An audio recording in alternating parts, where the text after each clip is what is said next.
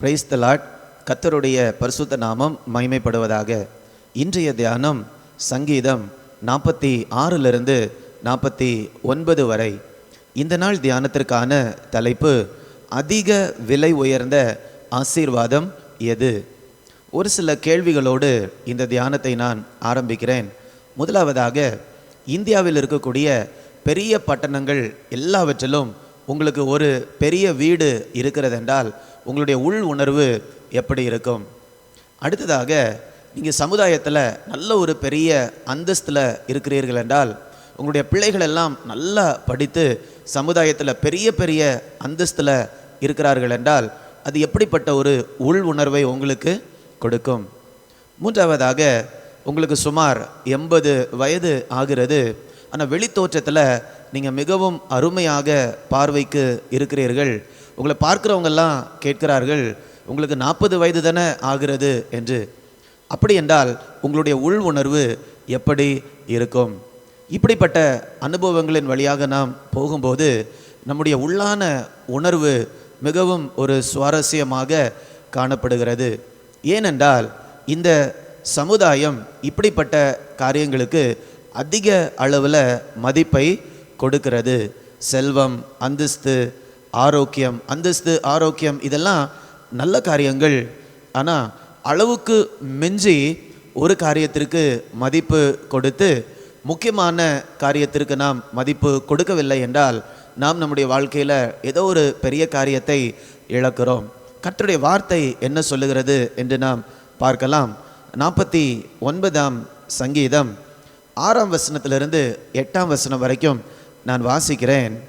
தங்கள் செல்வத்தை நம்பி தங்கள் திரளான ஐஸ்வர்யத்தினால் பெருமை பாராட்டுகிற ஒருவனாவது தன் சகோதரன் அழிவை காணாமல் இனி என்றைக்கும் உயிரோடு இருக்கும்படி எவ்விதத்தினாலாவது அவனை மீட்டு கொள்ளவும் அவன் நிமித்தம் மீட்கும் பொருளை தேவனுக்கு கொடுக்கவும் கூடாதே. இந்த 3 வசனங்கள் என்ன சொல்லுகிறது என்றால், நமக்கு திரளான செல்வங்கள் இருக்கலாம். ஒரு உதாரணத்திற்கு 10 தலைமுறைகள் உட்கார்ந்து சாப்பிடத்தக்க அளவில் நமக்கு செல்வங்கள் அதிகமாக இருக்கலாம். நான் இந்த வசனம் சொல்லுகிறது, அந்த செல்வத்தினால் ஒரு நபரை பாவத்திலிருந்து ரட்சிப்புக்குள்ளாக நடத்த முடியுமா? அதை தான் இந்த வார்த்தை சொல்லுகிறது. திரளான தலைமுறைகளை தாங்கக்கூடிய இந்த செல்வம் ஒரே ஒரு நபரை பாவத்திலிருந்து மீட்க முடியுமா? அதுதான் கேள்வி. நான் பதில் என்ன? மீட்கவே முடியாது. ஏனென்றால் 9ஆம் வசனம் இவ்வாறு சொல்லுகிறது, அவர்கள் ஆத்தும மீட்பு மிகவும் அருமையாய் இருக்கிறது. இதனுடைய அர்த்தம் என்னவென்றால், ஆத்தும மீட்பு என்று சொல்லுவது மிகவும் விலையேற பெற்றதாக இருக்கிறது. அது ஒருபோதும் முடியாது. அப்படி என்றால் நம்ம எவ்வளவுதான் செல்வத்தை சேர்த்து வைத்தாலும், எவ்வளவுதான் அந்தஸ்தில் இருந்தாலும், வெளித்தோற்றத்தில் எவ்வளவு சிறந்தவர்களாக இருந்தாலும் ஒரு ஆத்தும மீட்பை நம்மால் என்ன பண்ண முடியாது? பெற்றுக்கொள்ளவே முடியாது. ஒரு நபருடைய ஆத்தும மீட்பை நாம் எதை கொடுத்தும் என்ன பண்ண முடியாது? வாங்கவே முடியாது. அப்படி என்றால் செல்வம், அந்தஸ்து, ஆரோக்கியம் இவைகள் எல்லாவற்றையும் தாண்டி நம்முடைய ஆத்தும மீட்பு மிக மிக விலையேற பெற்றதாக காணப்படுகிறது. அப்படி என்றால் ஆத்தும ரட்சிப்பை நாம் பெற்றிருப்போம் என்றால் அது நம்முடைய உணர்வில் தெரிகிறதா? நான் முதலில் ஒரு 3 கேள்விகளை கேட்டேன். நிறைய இடங்களில் பெரிய வீடுகள் இருக்குது, அந்தஸ்து இருக்குது, நல்ல சுகம் இருக்கிறது. நம்முடைய உணர்வுகள் எப்படி இருக்கும்? கண்டிப்பாக அதற்குரிய பதில் மிகவும் நன்றாக இருக்கும் என்பதுதான். ஆனால் ஆத்தும மீட்பு இந்த காரியங்களை காட்டிலும் மிக மிக அளவிட முடியாத அளவுக்கு உயர்ந்ததாக இருக்கிறது. ஆனால் அந்த ஆத்தும மீட்பு நம்முடைய சிந்தைகளையும் நம்முடைய உணர்வையும் பாதிச்சிருக்குதா? அல்லது நம்முடைய உணர்வில் ஒரு பெரிய மாற்றத்தை கொண்டு வந்திருக்குதா? இன்றைக்கி ஒரு 3 வீடுகளை 3 பட்டணத்தில் ஒருத்தர் கட்டிட்டாருன்னா சமுதாயத்தில் நடந்து போகும்போதே அது ஒரு தோரணையோடு மேலே பார்த்து அப்படி நேராக நடக்கிறார். ஏனென்றால் அவருடைய உள் உணர்வு அப்படியாக இருக்கிறது. சமுதாயம் இந்த காரியங்களுக்கு அதிக மதிப்பை கொடுக்கிறது. ஆனால் எத்தனை பேர் இதை காட்டிலும் விலையேறப்பெற்ற ரட்சிப்பை பெற்றிருப்பார்கள். ஆனால் அவர்களுடைய உள் உணர்வு அவமானத்திற்குரியதாக அல்லது எனக்கு ஒன்றுமே இல்லை என்று சொல்லக்கூடிய ஒரு உணர்வோடு காணப்படுகிறது. நீங்களும் இதை கேட்டுக்கொண்டிருக்கக்கூடிய நேரத்தில் இருதயத்தை சோதித்து பாருங்கள்.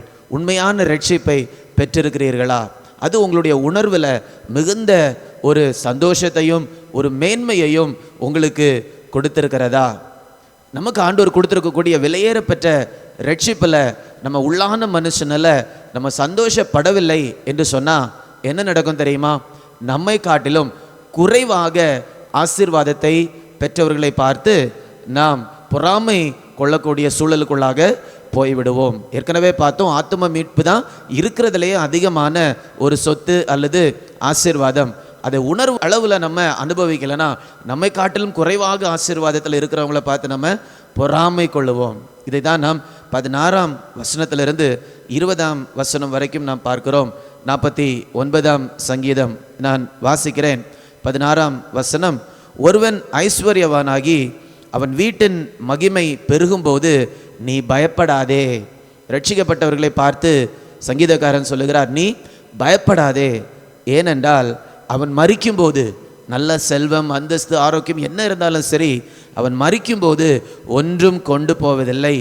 அவன் மகிமை அவனை பின்பற்றி செல்லுவதும் இல்லை. இந்த பூமியில் வாழும்போது ரட்சிப்பு இல்லாமல் வேற எந்த விதமான மகிமையை சம்பாதித்திருந்தாலும் அந்த மகிமை அவனை பின்பற்றி செல்லுவதில்லை. 18ஆம் வசனம், அவன் உயிரோடு இருக்கையில் தன் ஆத்துமாவை வாழ்த்தினாலும் நீ உனக்கு நன்மையை நாடினாய் என்று மனுஷர் அவனை பார்த்து புகழ்ந்தாலும். அப்படின்னா என்னன்னா, நீங்கள் நல்லா கடினமாக உழைச்சிருக்கிறீங்க, பிள்ளைங்களை படிக்க வச்சிருக்கிறீங்க, வீடு கட்டியிருக்கிறீங்க, இது பண்ணியிருக்கிறீங்க என்று சொல்லி நீ மிகவும் நன்றாக செய்திருக்கிறாய் என்று அவனை புகழ்ந்தாலும். 19ஆம் வசனம், அவன் என்றென்றைக்கும் வெளிச்சத்தை காணாத தன் பிதாக்களின் சந்ததியை சேருவான். இந்த பூமியில் நல்ல வெளிச்சத்தில் வாழ்ந்திருக்கலாம், ஆனால் அவங்க போகக்கூடிய இடம் எது? வெளிச்சமே இல்லாத ஒரு இடத்திற்கு அவர்கள் போகிறார்கள்.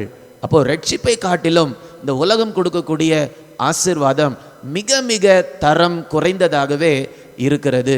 20ஆம் வசனம், கனம் பொருந்தினவனாய் இருந்தும் அறிவில்லாத மனுஷன் அழிந்து போகும் மிருகங்களுக்கு ஒப்பாய் இருக்கிறான். இந்த வசனம் இன்னொரு விதத்தில் இப்படிப்பட்டவர்களை சொல்லுகிறது. அவர்கள் மிக கனம் பொருந்தினவர்களாக இந்த பூமியில் வாழ்ந்தாலும் அறிவில்லாத மனுஷன் ஒரு சில விதங்களில் மிருகத்திற்கு ஒப்பாக இருக்கிறான் என்று வேதம் சொல்லுகிறது. அப்போ அறிவில்லாத மனுஷன், இந்த அறிவு என்று சொல்லுவது இந்த உலக அறிவு அல்ல, நித்தியத்தை குறித்த வெளிப்பாடு இல்லாத மனுஷன் அல்லது நித்திய காரியங்களை குறித்து, என்னென்ன காரியம்லாம் நிலைக்கும், இப்படிப்பட்ட காரியங்களை குறித்து அறிவு இல்லாத மனுஷனை குறித்து தான் இந்த இடத்துல நாம் வாசிக்கிறோம். அப்போ ஆண்டவர் நமக்கு ஒரு விலையேறப்பெற்ற ரட்சிப்பை கொடுத்திருக்கிறார் என்றால் அதை நம்ம மேன்மையாக பார்க்காம ரட்சிப்பை காட்டிலும் குறைந்த ஆசீர்வாதங்களை வைத்திருக்கிறவர்களை பார்த்து, ஐயோ இந்த காரியத்தை கர்த்தர் எனக்கு தரலையே, கர்த்தர் அவனுக்கு மட்டும் கொடுக்கிறார் என்று நம்ம சொல்லுவோம் என்றால் அது பயங்கரமான ஒரு வேதனையை தேவனுக்கு கொண்டு வருகிறதாக இருக்கும். ஆண்டவர் கொடுத்திருக்கக்கூடிய ரட்சிப்பு தான் மிகப்பெரிய விலையேற பெற்றது. ஆனால் நம்முடைய மனது, கலாச்சாரம் எந்தெந்த காரியங்களுக்கு மதிப்பு கொடுக்கிறதோ அதுக்கு நம்ம என்ன பண்ணக்கூடாது? கொடுக்கக்கூடாது. வேதம் எந்த காரியங்களுக்கு அதிகமான மதிப்பை கொடுக்கின்றதோ அதற்கு நாமும் மதிப்பை கொடுக்க ஆரம்பித்தோம் என்றால் நாம் பெற்றிருக்கக்கூடிய ரட்சிப்பு மிக விலை உயர்ந்ததாக நாம் பார்ப்போம். நல்ல உணர்வுகள் நமக்கு எப்பொழுதுமே இருந்து கொண்டிருக்கும். ஏனென்றால் அதிக விலை உயர்ந்த ஆசீர்வாதத்தை ஆண்டவர் நமக்கு கொடுத்திருக்கிறபடியால் அது நல்ல உணர்வை எப்பொழுதுமே நம்முடைய இருதயத்தில் கொடுக்கும். நம்ம யாரை பார்த்தோம் என்ன பண்ண மாட்டோம்? பொறாமப்படவே மாட்டோம். அவங்க எவ்வளவு வளர்ந்தாலும் சரி, நமக்கு இல்லாத காரியங்கள் அவர்களுக்கு எவ்வளவு இருந்தாலும் சரி, நம்ம பொறாமப்படவே மாட்டோம். ஆனால் சந்தோஷப்பட்டு கொண்டே இருப்போம். ஏனென்றால் தேவன் நம்மை பெரிய ஆசீர்வாதங்களினால் ஆசீர்வதித்திருக்கிறார். அப்போ அதிக விலை உயர்ந்த ஆசீர்வாதம் எது? ஆண்டவர் நமக்கு கொடுத்திருக்கக்கூடிய ரட்சிப்பு தான். அது நீங்கள் இந்த நாளில் பெற்றிருக்கிறீர்களா? ஆம் என்று சொல்லுவீர்கள் என்றால் அதை உங்கள் உணர்வு அளவில் நீங்கள் அனுபவிக்கிறீங்களா? இல்லை என்றால் இந்த 49ஆம் சங்கீதத்தை திரும்ப திரும்ப நீங்கள் வாசிங்க. இந்த ரட்சிப்பின் மகத்துவத்தை ஆண்டவர் உங்களுடைய இருதயத்தில் காண்பிக்கிறது வரைக்கும் இந்த 49ஆம் சங்கீதத்தை வாசித்து கொண்டே இருங்க. ஜெபத்தோடு வாசித்து கொண்டே இருங்க. ஆண்டவரே, நான் ரட்சிக்கப்பட்டிருக்கேன்னு சொல்கிறேன், ஆனால் ஏன் மற்றவர்களை பார்த்து பொறாமைப்படுறேன்? என்னை காட்டிலும் அதிகமாக செல்வம் வாய்ந்தவர்களை பார்த்து, அந்தஸ்து வாய்ந்தவர்களை பார்த்து ஏன் நான் பொறாமைப்படுறேன்? என்னுடைய கண்களை திறந்திருளுங்க ஆண்டவரே என்று சொல்லி நீங்கள் தியானிச்சிங்கன்னா கர்த்தர் உங்களுடைய கண்களை திறந்திருளுவார். ரட்சிப்பின் மேன்மையை, மகத்துவத்தை பார்த்து நீங்கள் வாழ்வீங்க. உள்ளத்தில் பேரானந்தம் என்றைக்கும் பெற்றுக்கொள்வீர்கள். நாம் ஜெபிக்கலாமா? அன்பின் பரலோக பிதாவே, இந்த நல்ல நாளுக்காக உமக்கு நன்றி செலுத்துகிறேன் அப்பா. அதிக விலை உயர்ந்த ஆசீர்வாதம், தேவன் கொடுக்கக்கூடிய ரட்சிப்பு என்று இந்த 49ஆம் சங்கீதத்தில் நாங்கள் தியானிச்சிருக்கிறோம் தகப்பனே. இந்த விசுவாசம், இந்த அறிவு எங்களுடைய சிந்தனையையும் உணர்வுகளையும் நிரப்பும்படியாய் ஜெபிக்கிறேன் தகப்பனே.